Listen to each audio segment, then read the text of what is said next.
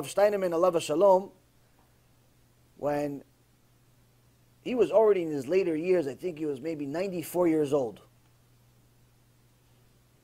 He came back from a trip. He was on a trip with the Rebbe Migul. They went to a trip together to go do Zikuy Rabim, help people get closer to Hashem. And they say that literally they gave the rabbi kavod melachim, like they gave him honor like a king. Amash, they celebrated them, gave them such honor, celebrations, like something unbelievable. Thousands and thousands and thousands of people showed up just to hopefully get a glimpse, just to see him somewhere. Not even touch him, just to see, oh, at the end of the stage, you know, a football field away, oh, the Rebbe, I could see his hand. They gave him a mash kavod like a king. But when Rav Steinemann came back home, he was very, very upset. It's very sad.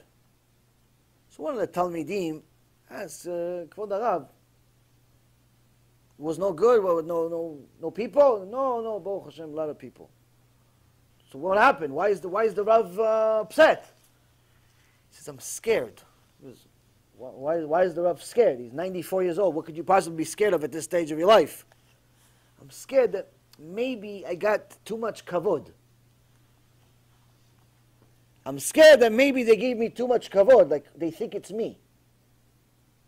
Maybe they think that they're supposed to give me the kavod. I'm scared that they gave me the kavod and not the Torah the kavod. I'm very scared of this. And he got very, like he was sad about it.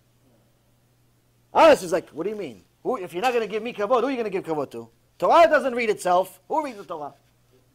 Did you ever see a Torah pray minyan? Did you ever see a Torah speak for itself?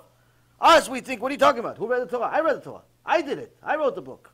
I said the shiur. Go find somebody else, give you a shiur for 9 hours. No. I did all of it. Me. He was scared. He was scared. Hashem yirachem aleinu.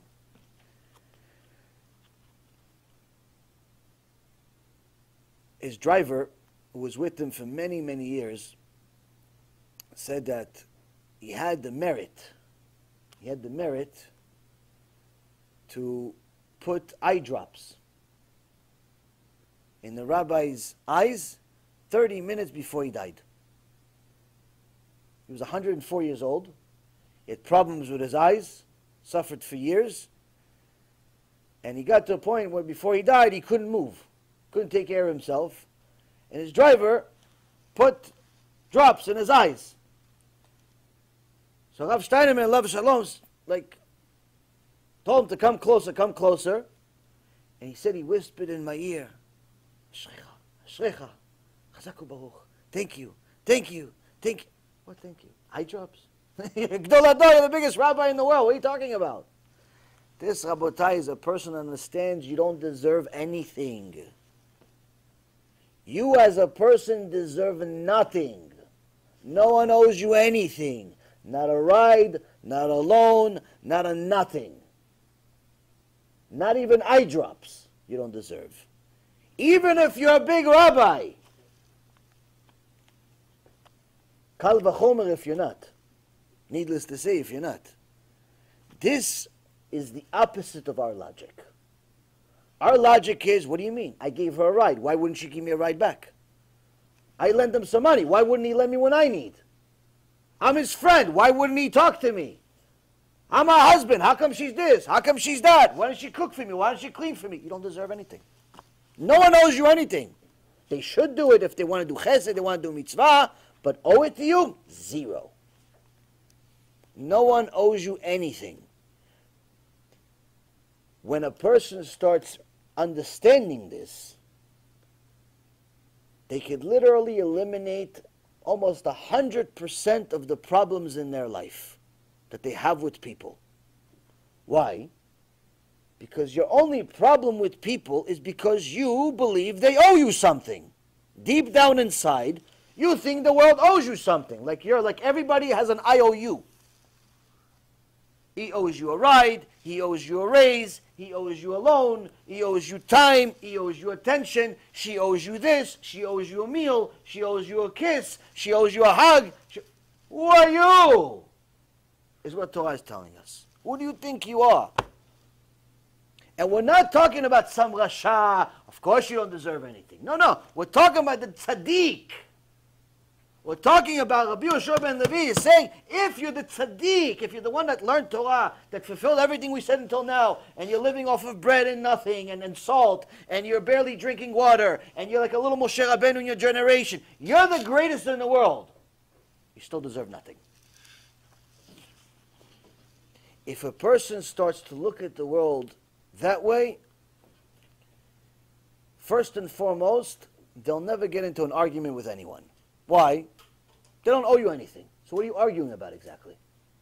Why? She didn't do this? Yeah, but she doesn't owe you. Why? But he didn't do this? But he doesn't owe you. No one owes you anything. So what are you arguing about? The second thing that he does is it makes you appreciate every little beep in your life. Every little thing that happens in your life automatically becomes like lottery. Wow, thank you very much. Chazaku Baruch. You gave me the water. Ashrecha and Tov Lach. May Hashem bless you forever and ever. And your kids grow up to be Kohanim Gdolim. And wait, I just gave you water, buddy. It's free over there from the fountain. No, you don't owe me the water. You don't owe me the water. Who says you're supposed to give me water? Yes, it's kavod for chachamim, it's mitzvah, it's good, but it's not owed. When a person starts looking at the world from that set of glasses, that set of clear glasses, all of a sudden, every single thing that they have in their life becomes valuable. The phone that's half broken, the car that doesn't really drive all the time, it drives whenever it feels like it, the house that's like, you're not really sure if it's a house or it's a hen, because your neighbor looks like a chicken, and the kids in the house are not really wearing clothes anymore, so they're acting like chickens sometimes. And you're not really sure if the oven works or if it's really an oven or just a closet. You're not really sure what's going on, but you live there. But oh, it's the greatest place on earth. Why? No one owes you anything. Which means that everything you have is a present. Everything you have is a present. Everything you have is a present. An undeserved present. Which is the best type of present. Why is that the best type of present? Imagine that a couple has, one of the people has a birthday. And the husband buys the wife nice ring, bracelet, or whatever people buy each other these days. And she says, wow, I love it, thank you. But after 2-3 days, finished. After she showed it up to everybody on Facebook, and she made sure to show everyone on Instagram, and she tweeted about it 87 times. After that, it's finished. Okay, that's it. I got the ring. Okay, I'm going to put it back in. Finished. That's it. Unless somebody asks, the excitement is over. Why? It was my birthday. Why'd you get it? Oh, it's my birthday. Oh, okay, it's your birthday. That's why you got it? Because it's my birthday. Meaning, he owed it to me anyway. It's not like the ring is special, not the husband is special. The ring, I'm showing the ring. I'm not showing the husband and the ring. No, the husband is like back to work to hopefully pay for the ring. He has to get a second or third job now, in UPS maybe. Why? He has to pay for the ring. So she takes the picture of the ring 500 times. She tweets about the ring 900 times. And she puts on Instagram the ring because the ring is special. Husband, not so much. Why? He owed it to me. It's my birthday. Honey, you didn't get me anything for my birthday? People get divorces over this stuff. People literally get divorced because of birthday presents. If he doesn't know what to buy me on my birthday, then he doesn't know me. Baruch Hashem, he doesn't know you. Such a person who wants to know. People think that they're owed. They're owed. Rabotai Yekarim were owed nothing.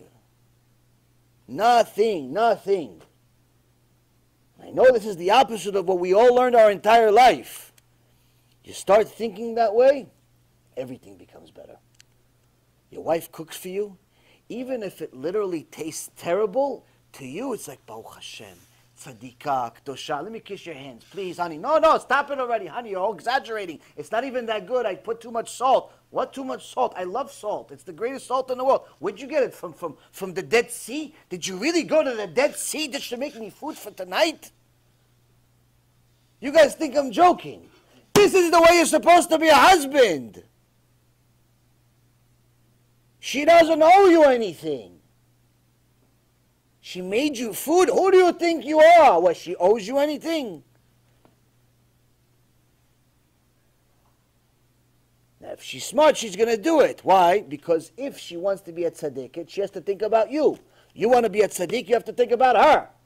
The problem with today's marriage is everybody thinks about themselves. He's thinking about what she owes him. She's thinking about what she owes her. Eventually they go to the court and settle the debt. They settle the debt. Why? He owes her a lot of money. She owes him a lot of money. Everybody owes everybody money. But nobody knows who's going to pay. Eventually only the lawyer gets paid. Because everybody thinks that they're owed something. This is a horrible, terrible, disastrous attitude that's leading to an enormous amount of divorce, suffering, and just misery in life. People think, oh yeah, I have money, so that's good. No, probably not, actually. Why? Because now you think people owe you even more. You have a lot of money, so that means that the balances go higher. You think that you deserve more now because you're a certain class. Your suits are no longer the $99 suits on sale. Now you don't even wear a suit if it's less than $1,000. You don't even wear one if it's less than $1,000. No, you give it to the gemach. Give it to some people, homeless people. Yeah, this is only $800. I don't wear stuff like that anymore. It's like, when I was a kid. I don't wear $1,000, not for me. So now you think that the world owes you even more. People show up late to work. Are you crazy? You're 3 minutes late. Are you out of your mind? Why? What? You made a big deal. Why? He owes you his life because you gave him a paycheck every 2 weeks. You give him a paycheck every 2 weeks. That means that if he's late 3 days, he's like a betrayer. He's like a kolach. He's gechazi. There's something. Something's wrong with him. He's late 3 minutes. Because you think he owes you everything because you gave him a paycheck. Once a person gets a paycheck and knows how to value the paycheck, then not only do they thank the boss for the opportunity, not only do they thank Hashem for having livelihood and sustenance, not having to be a beggar, but they literally do everything and anything possible to make sure that they earn a lot more for the company than just that paycheck. Why? Because it's free. You don't deserve it. Yeah, but I worked. So what? A lot of people work. Go to Mexico. Go to Guatemala. Go to different places around Africa. People work. Go to China. Go to different places around the world. They work harder than all of us put together. They get $5 a month. $5 a month. $6 a month. Rich, maybe you get $90 a month. So you could feed like yourself and like maybe a neighbor. They work harder than you. No, but they're not skilled workers. No, opposite. They're the most skilled workers in the world. Your iPhones, your computers, all that stuff, they do it. They're much smarter than all of us. They're much more skilled. They're much everything, but they get $5 a day, $5 a week, $5 a month. Nothing. Zero. So what? You think because you live in America, therefore you deserve $1,000 a week or $10,000 a week or whatever salary somebody decided to give you? You deserve it? You're that much better than the guy in China? No one is that much better than anybody else. There's never, no one, people need to always understand this. Could never be such a wide variance between two people, where one person deserves $5 and the other guy deserves $10,000. It's impossible to be that much better than one person. Even if you go, for example, in athletics, and let's say you go against, I don't know, the best athlete, the best basketball player. We go, let's say, Michael Jordan. I know in my day he was a good player. So even if you go against him, and you obviously not running back and forth, but let's say just shooting the ball, it can never be that he's going to get 10,000 shots good for every 5 shots you get. It's not possible to be that much different. Yes, he'll definitely be better than all of us, But it won't be that much better. It won't be that to that extent. It may be that he'll get 100 shots and you get 25 or 30 or 40. That may be better than you, like double, possibly even triple. Assuming you're really bad and he's really good. But it'll never be a factor of 1,000 times more. Or even 100 times more. No one is better than anybody in anything to that extent. So you can't justify that you're getting more money because you're that much better than everybody else. You're not. Hashem decided you're going to get it, but you forgot. You forgot Hashem decided. You think it's because of your own skill. And that's a mistake. A very, very big mistake.